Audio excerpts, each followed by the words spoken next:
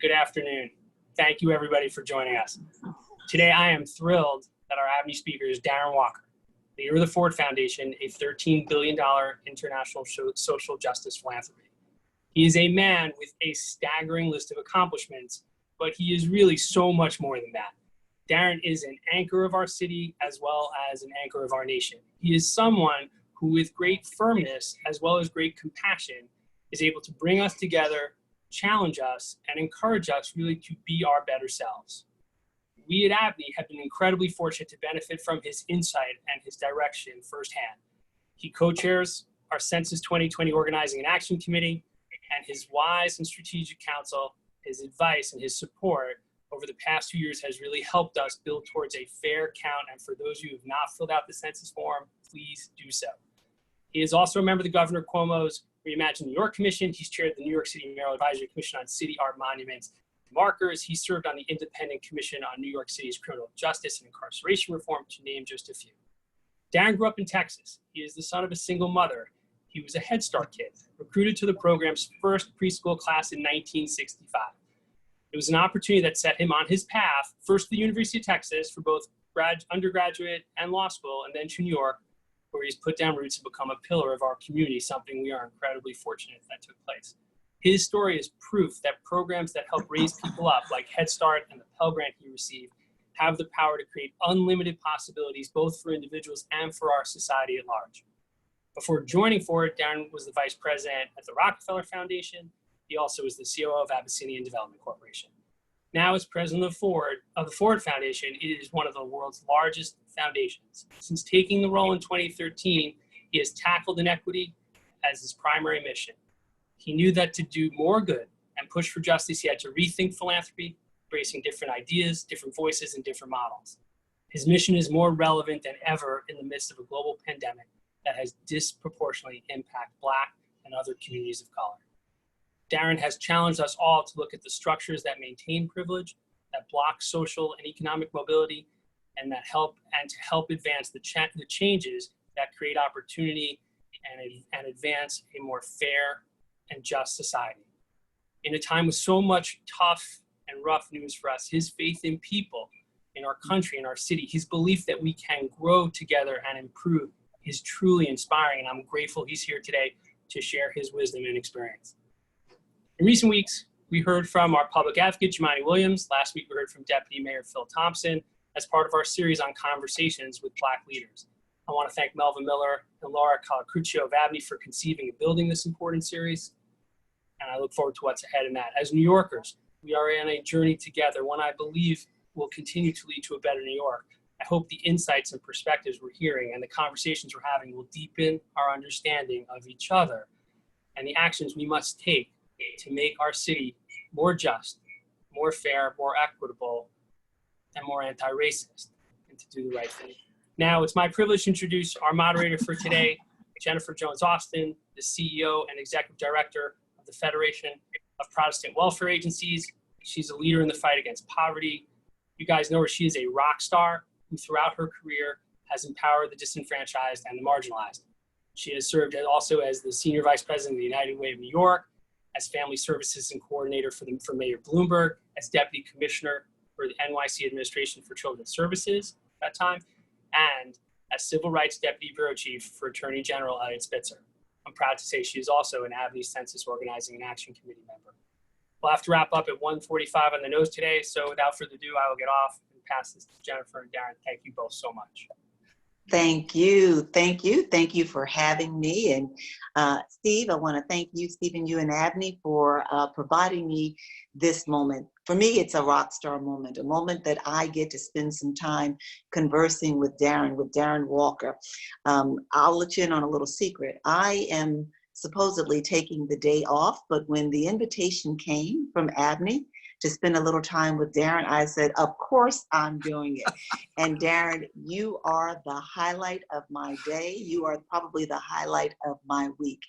I think you know how much I appreciate, admire, revere you. And this is just an opportunity for me to be reminded that there are other people who are in on this conversation, but to like, you know, me learn from you, learn more about you, and learn more about kind of how we all can be showing up in this moment. We're all here right now for a reason, for a purpose and a reason. And so there are many of us who want to learn from you, and that's what we're going to do in this next little while. We're going to talk about you as a leader, your journey to leadership. We're going to talk about how we all can show up in this moment of social change and what that can look like.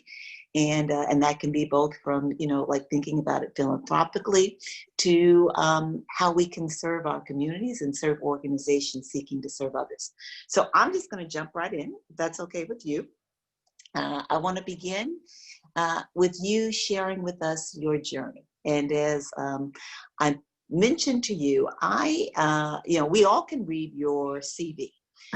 We can go online and we can read Wikipedia. We could read all of the articles written about you, and there are many, for many good reasons.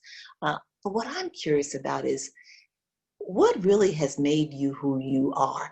I once heard Congressman Elijah Cummings talk about the footnotes, those experiences along the way. There's law school, there's undergrad, there's this job, that job. But what are those defining moments that have poured into you to become the leader you are? Well, thank you, Jennifer. You and Stephen, the combination, I feel like, I believe it was in Richard II. I love Shakespeare, but there was at one point where Richard says, my life reads much more interesting, far more interesting than it actually is. So you and Stephen have been enormously generous, and as have all of the ABNY members. I am so grateful to ABNY for what it stands for. This is a city unlike any other in terms of the people committed to the civic good, and the private sector especially. It's really impressive. And during these moments, ABNY is more important than ever. Jennifer, you and I are longtime friends, so I'm interested in talking about me only to the extent that it is helpful to talk about the moment we're in and what it stands for. I'm really not interested in talking about me, qua me. But I do think that we all have those footnotes, and, growing up Black, poor, gay in a small town in Texas, there are absolutely imprints on your life experience, and we all have those experiences. I think of so many. I mean, when I was 13, I had my first job as a busboy in a restaurant, and it taught me so much, because when you are a busboy, as you know, you are the bottom rung. You and the dishwasher are the least status employees, and you do everything from, clean the toilets to bus tables. And one of the things that I learned from that experience was what it feels like to be truly marginalized in a place, in a space, because your job as a busboy is to walk around the perimeter of the room and be invisible while you are waiting on people who often extend to you no dignity or in any way recognize your humanity. And I have taken experiences like that with me on a journey, because so much of what I see in the world today, and so much of what I am so fortunate to be engaged in here at Ford, is work to ensure that every person is extended dignity. Mm-hmm. And that the idea that we all possess humanity is something that is not fully understood in our society today. And we have too many of those of us who have benefited from the system, and the system which, quite candidly, I've lived with privilege and I've lived without privilege. And I will tell you there is a difference. And I will tell you that when you live with privilege, the winds are behind you. You literally have the tailwinds that just simply by showing up every day, your privilege is compounded. Just as you, as a disadvantaged, lower income person, have the tailwinds that are compounding your disadvantage. And we have in our society today, and this is why we have brought all of our focus to the issue of inequality at Ford, we have too much inequality. We have too little opportunity. And when I was a boy, even though I experienced racism, homophobia, all sorts of things that were barriers, I never once felt that my country wasn't cheering me on, that there were not behind me a set of infrastructure supports that would propel me forward. If I worked hard and played by the rules and did all the things that I was taught to do, today I don't feel that little Black and brown boys and girls in small towns and housing projects, or for that matter, a lot of working class white people in this country feel that America is cheering them on. They feel as the survey, the Pew, the Gallup surveys tell us what they feel. What they feel, according to those surveys, increasingly is that our systems are rigged. They are rigged for elites. They are rigged for people like us who have been big winners. I have been a big winner in this this economy, the kind of capitalism that we have today that is generating far too much inequality. And so the question today for those of us who have been big winners is not what are you going to give back, but it's what are you going to give up? Absolutely, absolutely. And the New York Times piece, the opinion piece that you wrote, really speaks to this issue that for all of us who have benefited from the opportunities that were presented us or that we just were born into, we all have some privilege. Or I should say many of us who are privileged have a role and a responsibility. It's not just a white, Black thing. It's all of us in this moment.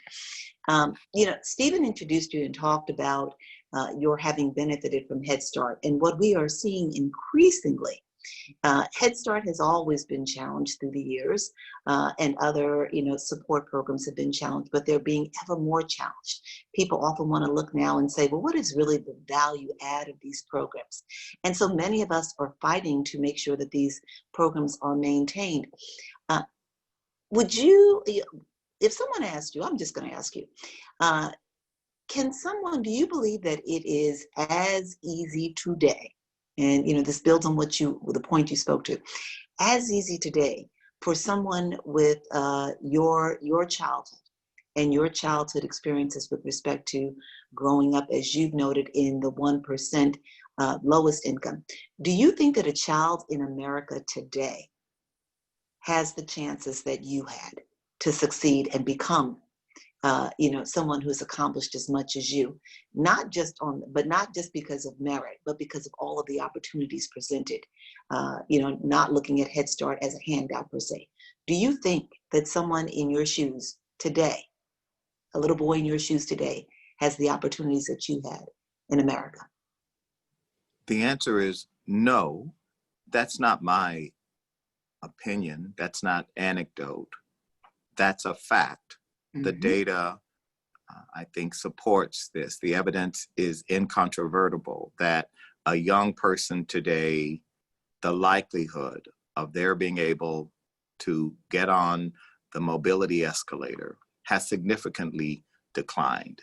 The sad reality is that if you want the American dream today, you should move to Canada, because Canada is delivering more social mobility, more opportunity for lower income people to move up in society. And that is a ringing indictment of the United States that today we do not have that. I never once considered the cost of education as a barrier to my getting a college degree. I never once thought about that. I of course knew that I didn't have the money, but I knew that there were pathways through the Pell Grant, through private scholarships, through work study, through the various mechanisms, and that it was all within reach. Today, that is just simply not the case. So when I graduated and went to law school, came to New York, I did that all debt-free. And so today, that same young person comes to New York with 6 figures of college debt or law school debt. And it significantly impedes your ability to do the things that we should be doing. I was talking with my friend Robert Smith recently, because in acknowledging the great thing that he did for Morehouse in that graduating class of 2019, where he paid off all of their loans. Paid off all of their loans. But what I was saying to Robert is I need him to also speak to why private philanthropy can't solve that problem. And it becomes sometimes a distraction when people say, you see, that's the solution. We just need billionaires to adopt a graduating class. That is not a systemic, scalable solution to what is a major public policy challenge.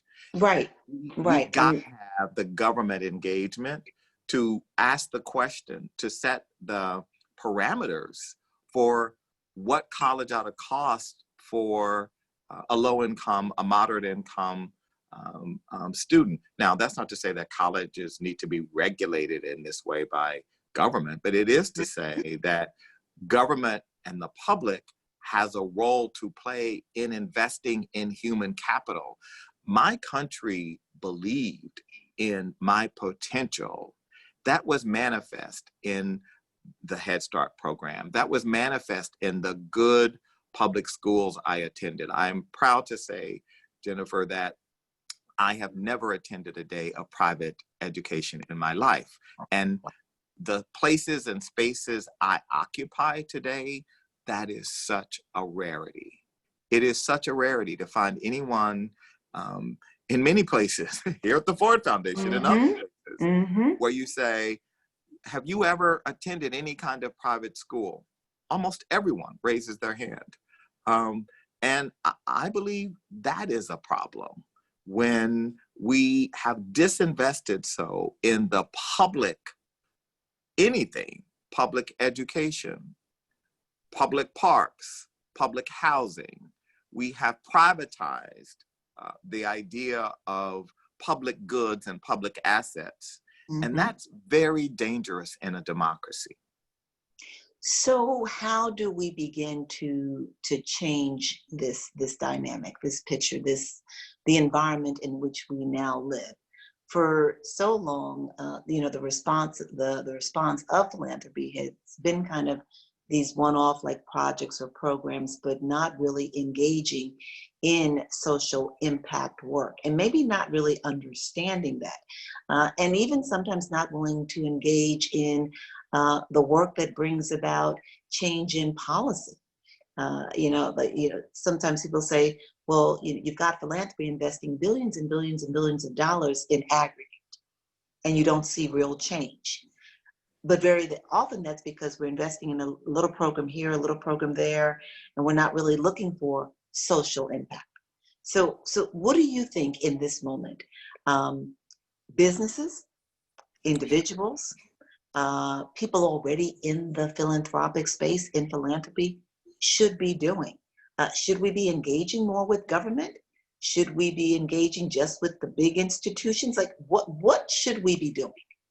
So let me just take on this canard that I think I hear, and that is we've not made any progress. All billions, trillions have been expended, and we've made no progress. So first of all, that's not true.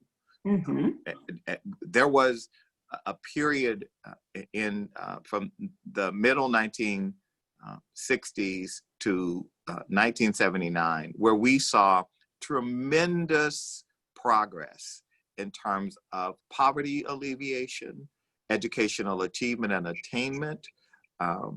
We saw advances in the workplace, the numbers of people of color, particularly African Americans, going into professional schools. Mm-hmm.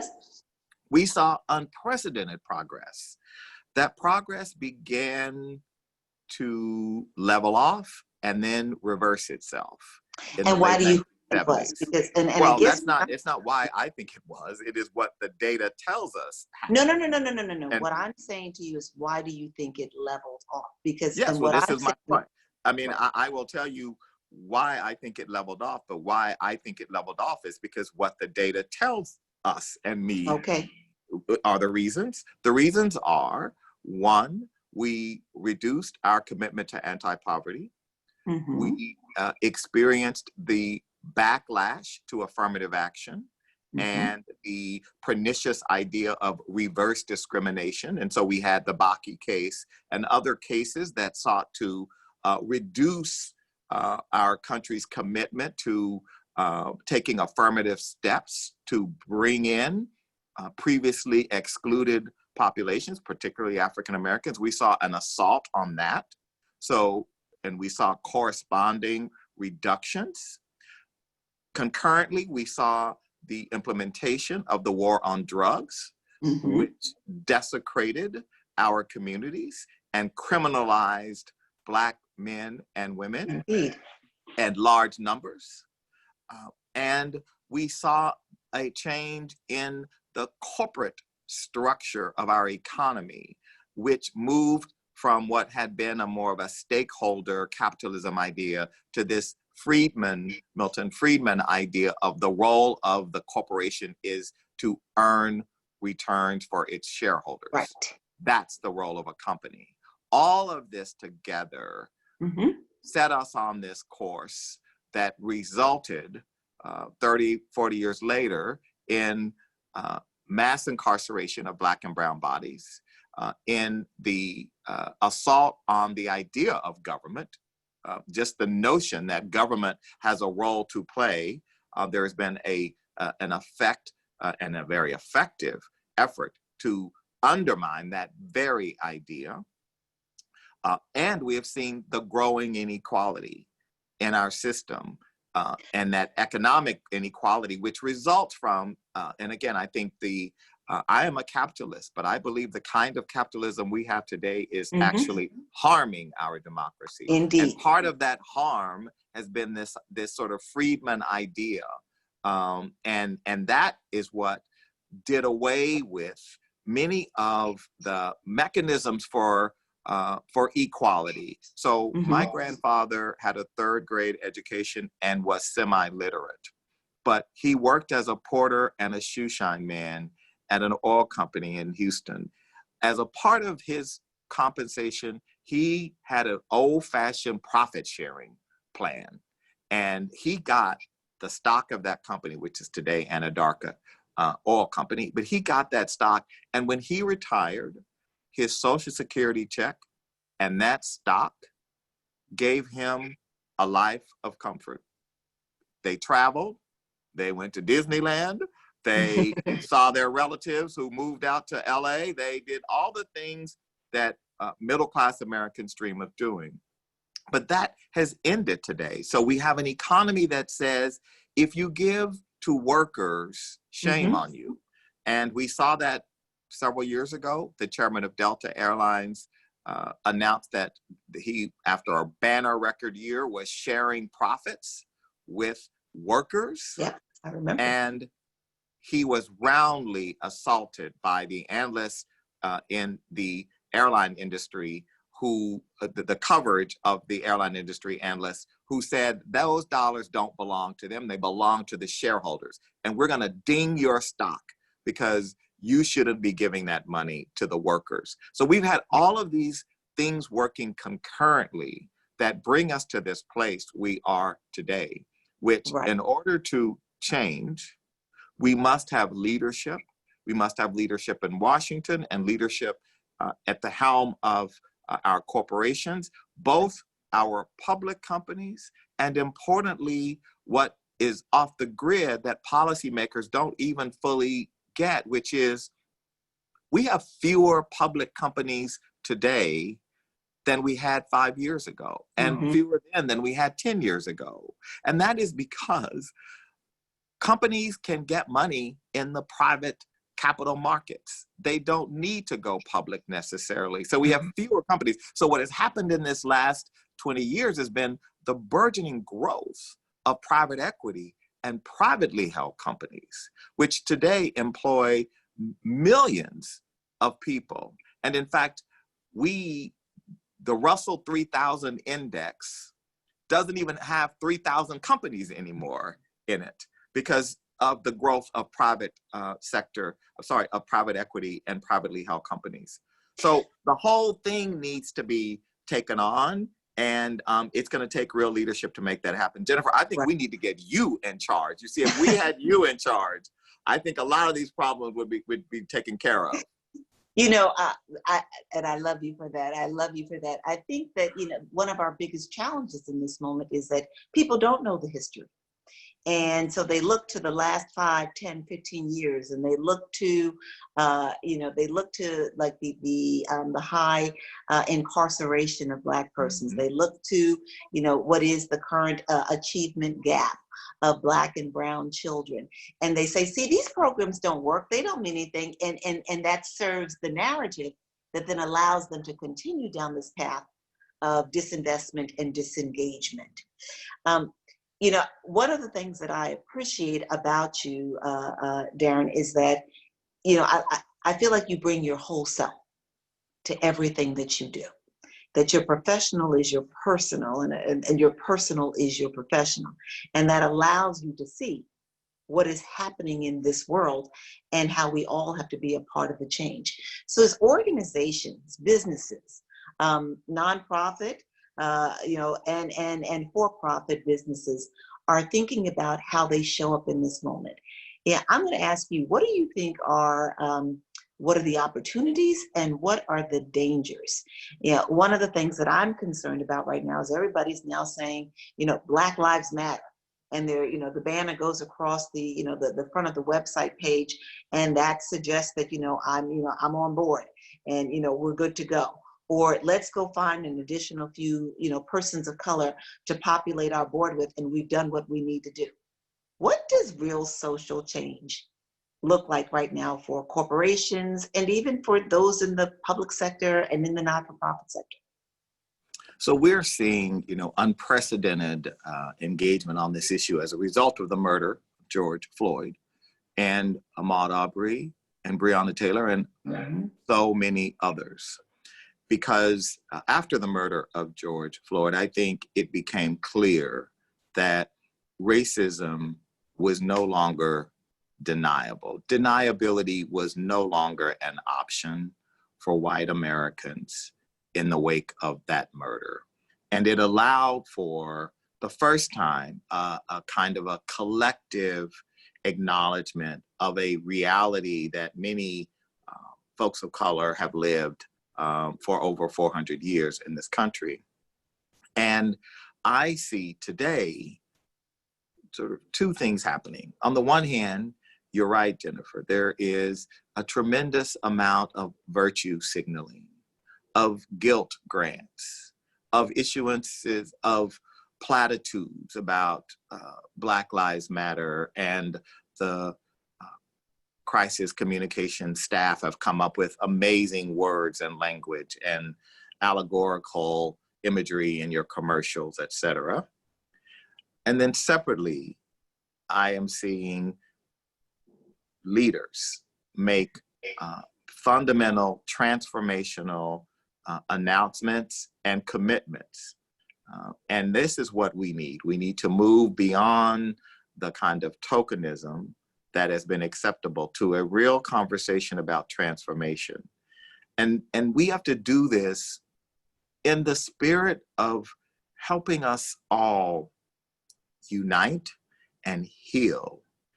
We can be better than where we are today. I grieve for my country today. I grieve because It is not the America I want.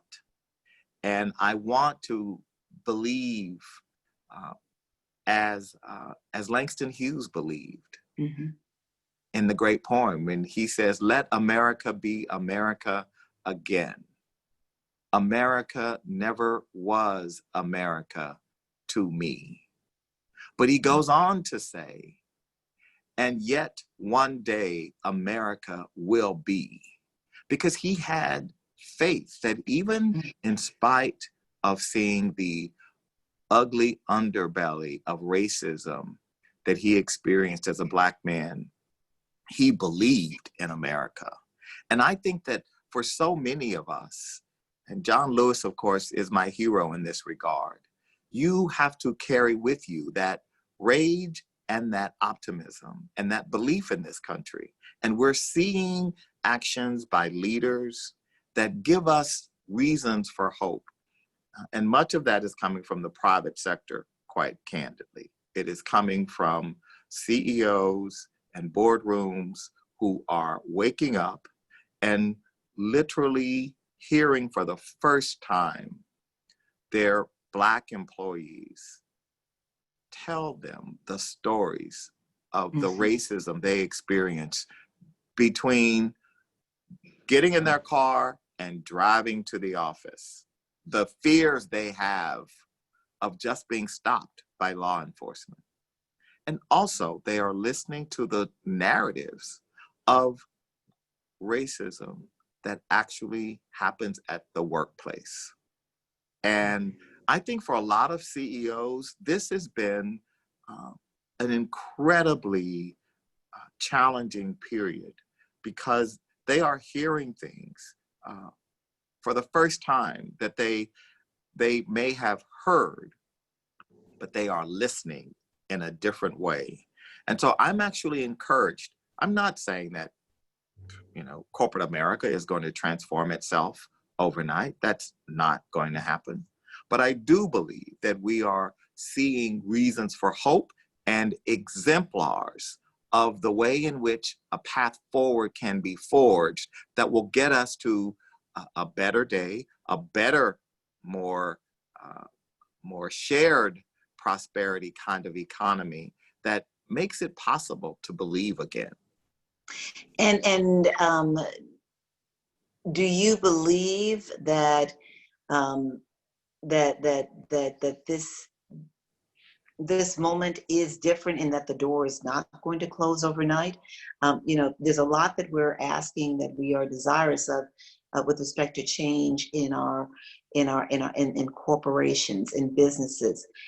For me, even in the nonprofit sector, I believe that we need to see some change. And I say all the time that just because organizations are serving individuals, children, and families doesn't mean that there isn't systemic racism and bias that is ever present in their services and how they engage with staff. How do we ensure in this moment that the door doesn't close overnight? I mean, one of my biggest, and I'm an eternal optimist. I believe in this moment. I believe in showing up to be all that we can be in this moment because we're here, we're purposed to be here at this moment, to lead and to serve. But I get anxious when I see and I hear people talking about systemic racism and limiting it to police misconduct, police brutality, excessive use of force, when systemic racism is present in just about every pillar of our society. How do we ensure against the door closing too quickly? Well, I think the door is not going to close quickly because of several reasons. One, within corporations, we have something we did not have 10 or 20 years ago. We have large numbers of African-American employees who are often organized. They're not organized necessarily like a union, but they're organized in employee resource groups, in various affinity groups. And these groups are demanding accountability. And I've heard white CEOs say, I've never felt this kind of pressure from my Black employees, for example. So that's changed. The external customer, consumer, client base is changing, and they are demanding as well accountability around these matters. The gatekeepers have changed. And Jennifer, certainly in the space that you and I occupy, when was there ever a time when 4 of the top 10 foundations in America were headed by African Americans? Indeed. When was there ever a time that where we saw the leadership of so many of these institutions changing to be led by people of color?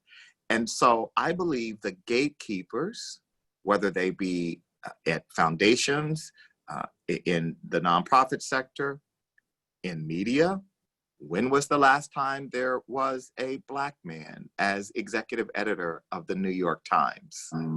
It should not come as a surprise that the Times' journalism has embraced this moment and is asking and is giving light to these issues of systemic racism in both its editorial page and the journalism that it covers. So I think that we are not going back. The gatekeepers, whether it's me and Elizabeth Alexander at Mellon, who are deciding the parameters of who gets grants, to the people in government who are saying these are the organizations who we should be investing our government pension funds in, et cetera, et cetera. Too much has changed to go back. And I actually don't think we want to go back, most of us. I think, and I don't think, and then to be really explicit, I don't think most white people want to go back. I think most white people are troubled by the idea. They don't want to live in a racist America. And so I think the work that we have to do is together be on that journey. And we have to give space and the time and the opportunity to make mistakes to our white brothers and sisters who want to be on the journey with us, but out of naivete. I mean, you knew my dear David, my partner of 26 years, who was, when I met him, just, a nice, 30-year-old, guy from Chappaqua, New York, who had never actually engaged with Black people. And his just naivete and ignorance and in no way intentional, but some of the things he used to say when we were first going out in no way were intentional. They were just ignorant. They were just uninformed. And I can imagine that today, if he were to be, be videotaped saying some of those things that were just clueless, he could be called a racist. And what a shame. But he was trying. But he was trying. Oh, he was on the journey. I mean, look, he was, in love with a Black man, much to the horror of a whole lot of people. And obviously he was on the journey, but he was not informed on that journey. He was not even prepared to be on the journey. He wanted to be on the journey. Right. I had a conversation. I'm part of a book club now titled the Uncomfortable Book Club Discussion. And it is a group of about 20 women, the great majority of which are persons who are white. And our first book is White Fragility. And one of the organizers of the book club, a woman who is white, opened up with, I just realized after George Floyd, it is my turn to give back. And it was like, okay, but we got to give back. It's not giving back. It's being a part of the solution, right? And so I think that's, people, they may not they may not express it the way that they intended. And right now in this moment, people do want to be a part of this very necessary, this very critical solution. When you are making grants to institutions, do you look at their, their board and look at their— Absolutely. Just to be really clear, we have, with every invitation for a proposal, and if we get an interesting proposal, and we then invite you to submit a full proposal, in that email package that you get from us is our diversity table, and we want to know both, the people of color, disability, and other diversity characteristics of your organization, the board, and it's material to whether you get a grant from the Ford Foundation. We take a racial equity lens to much of our work. And because of that, it leads us to more likely fund organizations that are led by, have significant representation on their boards and staff, people of color. That's not to say that we don't fund majority white organizations. We absolutely do. But often, even in those cases, we are interested in their diversity work. We're interested in helping them to become more inclusive organizations. But it is very important, because when we have done this and other foundations are also doing it. So this is the way, when I was referencing gatekeepers and how gatekeepers can change systems, and recognizing our influence. I know that if the Ford Foundation implements a policy, other foundations may or may not do it, but they will certainly want to know about it. And many of them will ultimately make those changes. And, and I think we've only got 2 minutes left, unfortunately, but I do want, for those who don't know, to know that you've been advancing this change for decades now. And just speaking about the Ford Foundation, I remember several years ago when you determined to sell off the art collection of the Ford Foundation and to reimagine the art, the art collection for the foundation. There were a lot of people whose eyes wide and larger than mine, like, what are you doing? But you had an objective, you had an aim, and you wanted to evidence the importance of inclusion and diversity. Well, and the diversity of we had a wonderful collection that Henry Ford II had acquired. Very typical 1960s kind of a collection, all male, one woman, mostly European artists. So we had a lot of drawings of Picasso, Chagall, Renoir. We had a lot of that, wonderful things, but the trustees decided that the vision that I put forward for transformation of the foundation around social justice, inequality, and inclusion of all of us in the narrative, precluded the idea of such an art collection. And so I was very excited that the trustees agreed with my recommendation to deaccession the collection and to take the proceeds of that sale and acquire new works. And I'm thrilled about the works we've acquired, the first of which is a monumental piece in our lobby by the artist Kehinde Wiley, who did the great portrait of President Obama. Of course, we could never afford a Kehinde Wiley today. We were lucky that we got ours before the Obama announcement was made, because that was a game changer. But it's a great indicator. But we've got artists from Carrie Mae Weems and Kara Walker and Glenn Ligon. I could just go on and on. Just a terrific array of artists, primarily artists of color, queer artists, artists from native country, and of course, international, given that we are a foundation with offices in 10 regions outside of the US. To have artists from all of those regions represented as well was very important, because we see here this intersection of art and justice. We know that art has a role to play in a human being's development of our capacity for humanity, our capacity to see the humanity in others, because we are more empathetic through art. We become more empathetic by engaging in poetry and the visual arts and the performing arts and theater. And when I see leaders, when I see people today who use language calling other human beings names that dehumanize their own humanity, that seek to strip them of their dignity. I look at those people and I know that they have never read Kipling. Yes. They have never seen a beautiful painting. They have never seen the photography of Dawood Bey. They have never witnessed Anna Devere Smith on stage.